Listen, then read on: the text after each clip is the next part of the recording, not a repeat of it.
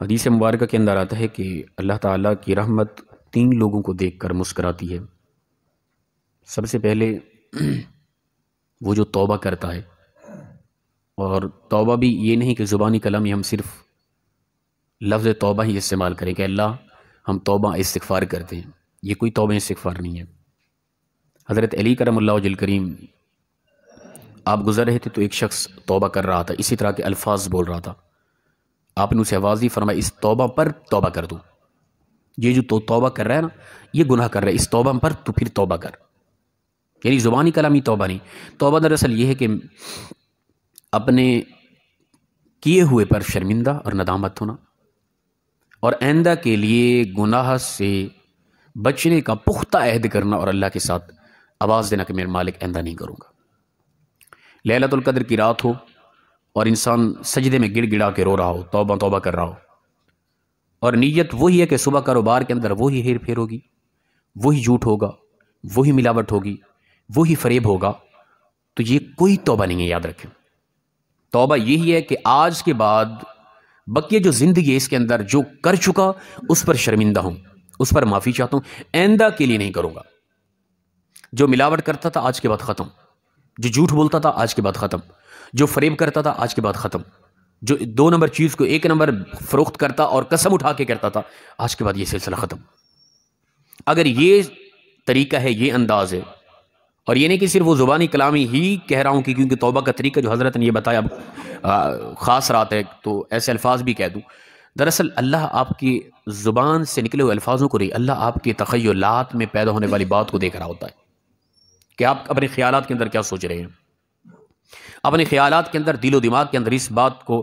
پختہ کر لے انسان کہ میرے مالک جو ہو گیا اس پر میں شرمندہ ہوں، تیرا انسان ہوں،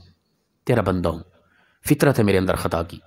جو کر بیٹھا دنیا کی لالچ میں آ کے بہت کچھ کر بیٹھا، اس پر شرمندہ ہوں، معافی چاہتا ہوں، آئندہ کے لیے میں تیرا بندہ ہوں، وعدہ کرتا ہوں ایسا کچھ بھی نہیں کروں گا، جو تو نے کہا عین اسی کے مطابق زندگی گزاروں گا۔ تو جب اس طرح کی انسان توبہ کرتا ہے تو رب تعالیٰ کی رحمت اپنی شان کے مطابق اس کے اس انداز کو، اس لہجے کو، ان الفاظ کو، جو تخیلات اور دل کے اندر الفاظ ہیں، ان کو دیکھ کر اللہ کی رحمت اپنی شان کے مطابق مسکراتی ہے۔ حضرت علی کرم اللہ وجہ کریم ایک اپنا کہیں جا رہے تھے، پھر رکے راستے میں، آپ نے دعا کی، ہاتھ اٹھا کر استغفار کیا، دعا کرنے کے بعد اپنی خلافت کے دور میں مسکرائے۔ پھر ساتھیوں سے کہا تم پوچھو گے نہیں میں کیوں مسکرایا؟ ساتھیوں نے کہا کہ آپ خود بیان فرما دے کیوں مسکرائے؟ فرمایا اسی طرح حضور کے ساتھ ہم جا رہے تھے، حضور اسی طرح رکے، آپ نے دعا کی، حضور نے پھر ہم سے پوچھا صحابہ پوچھو گے نہیں میں کیوں مسکرایا؟ ہم نے عرض کی یا رسول اللہ آپ خود بیان فرما دیں کیوں مسکرائے؟ حضور نے فرمایا جب بھی کوئی اس طرح خلوص دل کے ساتھ توبہ کرتے اللہ کے ہاں تو اللہ کی رحمت اپنی شان کے مطابق اس کو دیکھ کر مسکراتی ہے۔ تو یاد رکھیں کہ 3 لوگ ایسے ہیں جن کی طرف اللہ کی رحمت دیکھ کر مسکراتی ہے اپنی شان کے مطابق۔ پہلا وہ شخص جو خلوص دل کے ساتھ توبہ کرتا ہے،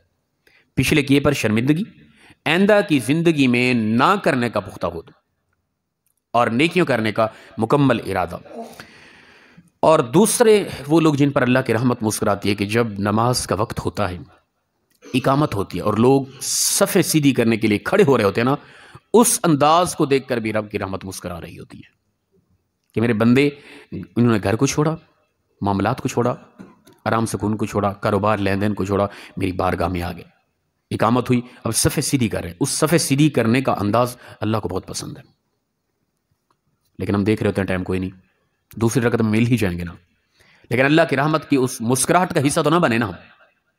اللہ کی رحمت کی اس مسکراہٹ کا سبب تو نہ بنے نا ہم، بھئی چند 1 منٹ پہلے آ جاتے، ٹھیک ہے نا، صفیں سیدھی کرنے میں ہم شامل ہوتے تو رب کی رحمت ہماری طرف بھی دیکھ کر اپنی شان کے مطابق مسکراتی۔ تو فرمایا جب بھی صفیں سیدھی کر رہے ہوتے ہیں لوگ، اس وقت اللہ کی رحمت اس انداز کو دیکھ کر مسکراتی ہے۔ اور تیسرے وہ لوگ فرمایا کہ جو رات کے دوسرے پہر اٹھ کے وضو کر کے اللہ کی بارگاہ میں جھک جاتے ہیں تہجد کے لیے، ان کی طرف بھی رب کی رحمت دیکھ کر مسکراتی ہے۔ اور یاد رکھیں کہ میں فی نفسی اپنا یہ نہیں کہ میں کو ریگولر تہجد پڑھتا ہوں، ٹھیک ہے نا، جو حقیقت ہے، میں کیوں آپ لوگوں کو کہوں الیاذ باللہ جھوٹ بولوں، میں نہیں پڑھتے کبھی کبھار، ٹھیک ہے نا، عمر ہی ایسی ہے کہ بس رات کو مطالعہ، ٹھیک ہے نا، پھر آج کل جو ماڈرن دور موبائل آ گیا اس کے اندر بندہ پتہ نہیں کیا کیا طبیعت ہو گئی۔ جب بھی اٹھ کے پڑھتے ہیں نا تو جو سرور اور سکون ملتا ہے نا، میں کہتا ہوں کہ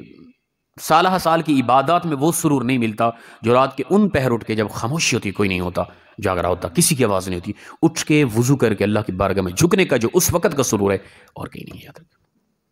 تو فرمایا اس وقت اللہ کی رحمت بھی اپنے بندے کی طرف دیکھ کر مسکرا رہی ہوتی ہے۔ تو اللہ تعالیٰ کی رحمت کے مسکرانے کا سبب ہم لوگ بنے، سب سے پہلے کہ خلوص نیت کے ساتھ توبہ کریں، پچھلے کیے پر ندامت و شرمندگی، آئندہ نہ کرنے کا پختہ ارادہ۔ دوسرا یہ کہ ہم باقاعدہ ریگولر